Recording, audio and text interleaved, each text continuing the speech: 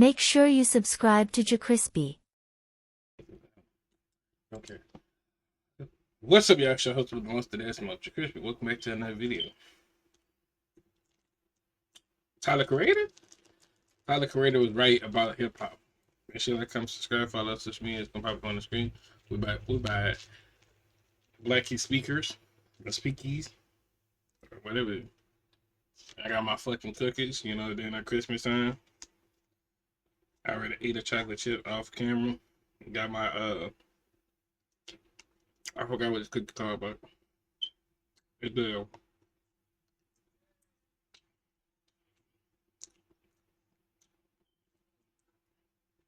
I'll get the video started. Make sure y'all follow us social media on the screen. Yeah.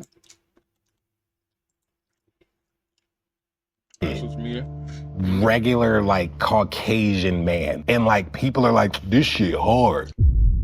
Now, Tyler the Creator is someone who I think most people recognize. He's a 33-year-old rapper, singer, songwriter, and producer out of Los Angeles, California. Tyler has been in the music. I looked at that Tyler was like in his 20s. That's some real shit. I thought he was like 28, 29. Yeah. Industry since a young age. He started off as a leader of the rap collective Odd Future, a group that took the internet by storm in the early 2010s with a raw, rebellious energy and unapologetic creativity. He's always been recognized as a rapper who pushes boundaries. More specifically, in the lyrical content aspect, his willingness to be provocative and controversial earned him both praise and backlash, as some of his lyrics stirred significant controversy in the early stages of his career. In 2017, he made a major shift in his music and decided to completely change up his sound. Ever since the release of Flower Boy, Tyler has been regarded as one of the most evolved rappers of the 2010s. This album marked a turning point for him, embracing a more melodic, vulnerable, and polished approach to his artistry. Tyler's willingness to explore new genres like soul, jazz, and funk. Tyler Creator is the most creative artist that I ever listened to on some real shit. You thought this nigga, like a number, or this nigga, he have shit that touch your soul, have you feeling like you running in the maze, like with flowers, all white flowers and some shit. Well, listen to like him, for the first time, bro. That nigga had me like feeling like that, and that's like it's crazy. And all the other songs on the album is fucking fire too. While still maintaining his hip-hop roots, solidify his reputation as a creative visionary. Now, a few months ago, Tyler the Creator made headlines once again, but this time it wasn't for a new album or one of his eccentric performances. Instead, it was for his candid and thought-provoking comments about hip-hop and the new wave of rappers. In a conversation with Maverick Carter, Tyler didn't hold back, sharing his unfiltered perspective on the state of the genre, internet culture, and what it means to create art in today's world. Tyler has always been known for speaking his mind, whether it's through his lyrics, his interviews, or his bold creative choices. So when he weighs in on a topic as polarizing as the current state of rap music, it's impossible to not pay attention. Tyler specifically made some comments about the new generation of rappers and how they approach music, creativity, and authenticity. During his conversation with Maverick Carter, he touched on issues like lack of originality in the current landscape and how internet culture influences what gets attention in the rap game. It's not even like satire. It's like, I'm just joking, I'm just mocking it. But I'm like, no, you can't do. And I hold rap music so close to my heart because this shit changed my life and everyone's life around me. And Tyler continued addressing. So like, I'm telling y'all, if you have a dream to be a rapper, drop music constantly. Keep on dropping music constantly. If you're not gonna get the views like that, some people are gonna look at their views and they're gonna keep coming back, and you're gonna have more people and more people. I had to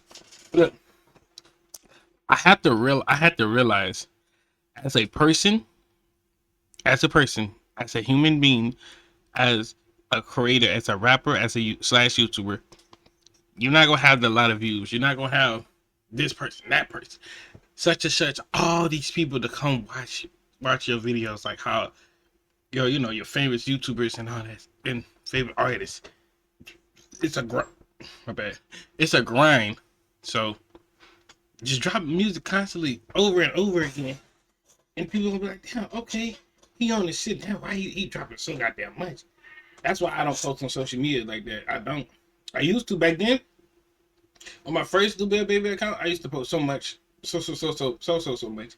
But now, I don't even post like that no more. I don't post like that unless it's have to do with some like like something like, oh, it's funny or something like it catch my mind to post.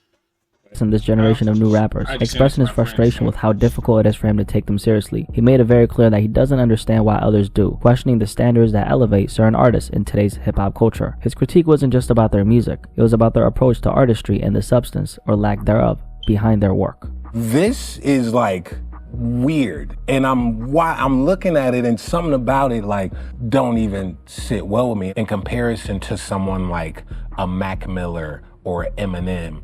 Later on, referring to the clip I played you at the beginning of this video, Tyler calls out a specific rapper who happens to be white. He expresses how he feels this artist is mocking rappers like Gucci Mane and Future, who are black, by imitating their style in a way that comes off as insincere or disrespectful. This white kid, regular like Caucasian man, and he's like mocking Future. Referring to the rapper in question who Tyler was talking about is most likely a 19-year-old artist named Ian, who was born in St. Louis but hails from Dallas. Ian has been blowing up over the past year, gaining significant attention while also sparking controversy in certain corners of the music industry, specifically because he's a young white rapper who, as Tyler pointed out, doesn't necessarily sound white. He's faced accusations of culturally appropriating AAVE, which stands for African American Vernacular English, for those who may not be familiar with the term. So while Tyler didn't mention any names, he was most likely referring to Ian. That aside, Tyler was making a much bigger point about hip-hop, the music industry, and how the seriousness of the craft seems to have been stripped from the genre, or at least that's how it feels to him.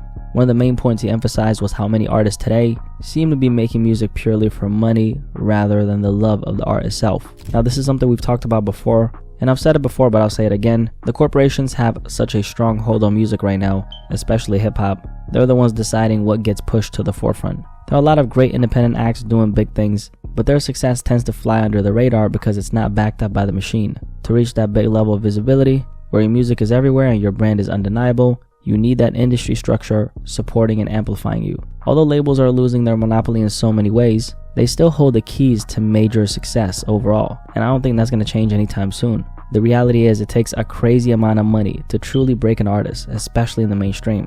We're talking millions of dollars invested just to get the general public to see and hear them. Tyler's point obviously hits home, not only because he's obviously speaking facts, but also because he's seen how the music industry has changed over the last, especially decade. Music is so industrialized now because the lucrativeness is placed at the forefront. That's why if you've noticed, major labels tend to gravitate towards a specific type of artist, especially in today's fast-paced social media driven world, where attention spans are shorter than ever. A lot of the new artists you see popping up on your timeline 9 times out of 10 have some kind of gimmick attached to their name, whether it's their brand, their image, or something else designed to grab attention quickly.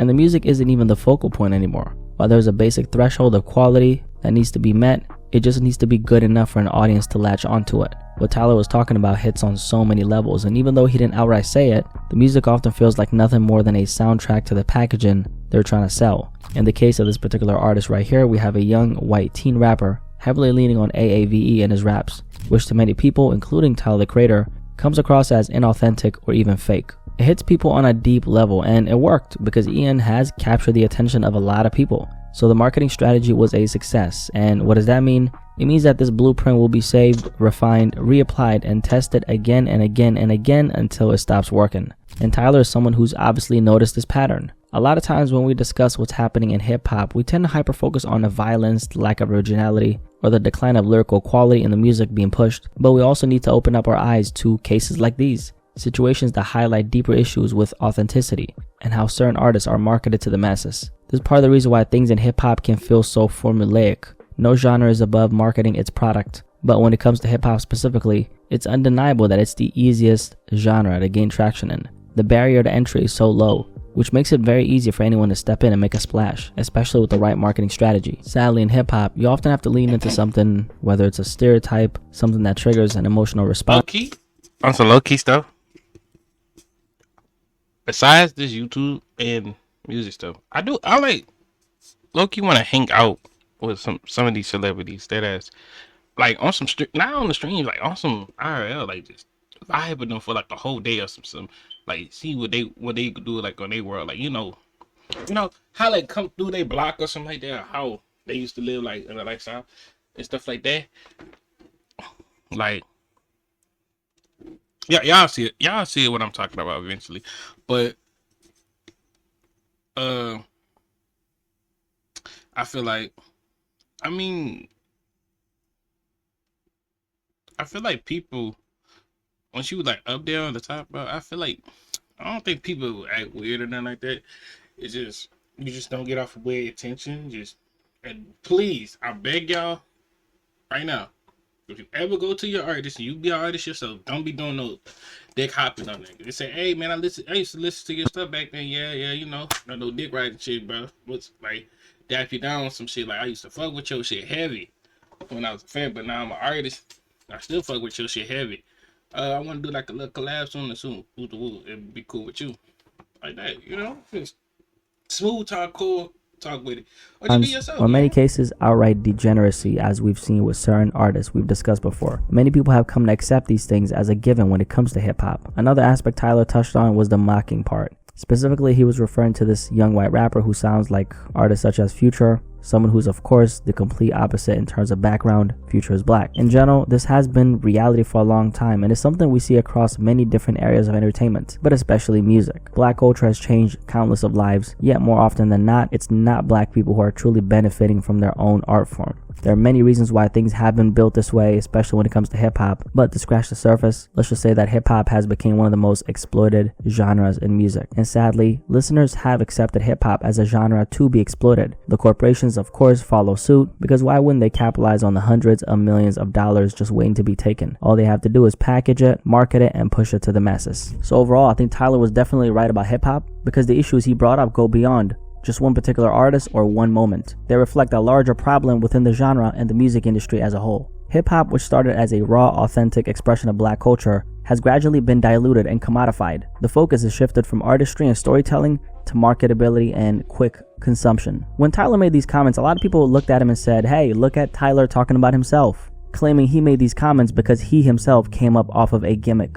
Personally, I think it's undeniable to say that Tyler may have used certain gimmicks early on to express parts of himself, like being controversial or showcasing his edgy personality. What are you saying in your lyrics? Nothing. Shit to piss old white people off like you. Is that right? But at the end of the day, for Tyler, it always came back to the music. And we know that as a fact